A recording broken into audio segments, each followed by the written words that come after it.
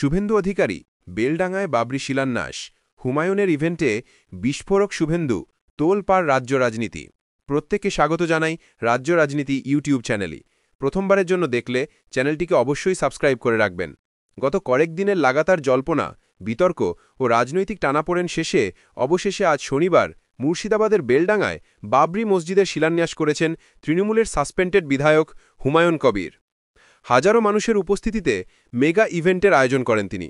আর এই ঘটনাকে কেন্দ্র করেই ফের তুঙ্গে উত্তেজনা, তপ্ত রাজ্য রাজনীতির আঙিনা। বিষয়টি নিয়ে ফের একবার মুখ খুললেন বিরোধী দলনেতা শুভেন্দু অধিকারী। সরাসরি নিশানা করলেন মুখ্যমন্ত্রী মমতা বন্দ্যোপাধ্যায়কে। শুভেন্দু অধিকারী এদিন অভিযোগ করেন, হুমায়ুন কবির অনেকবার সাসপেন্ড হয়েছে, অনেক দল বদলেছে। মসজিদ নিয়ে আমাদের আপত্তি নেই, হাজারটা বানান, ধর্ম পালন করুন, কিন্তু বাবরের নাম নিয়ে আমাদের আপত্তি আছে।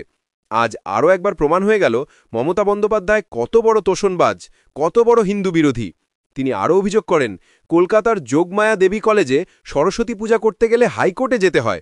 পুলিশ বহু জায়গায় হিন্দুদের পুজোর অনুমতি দেয় না, এমনকি দোলের আগে ন্যাড়া পরানোর অনুমতি আমাকেও দেওয়া হয়নি। হাইকোর্টের নির্দেশ নিয়ে জনমানবহীন রাস্তায় অনুষ্ঠান করতে হয়েছে।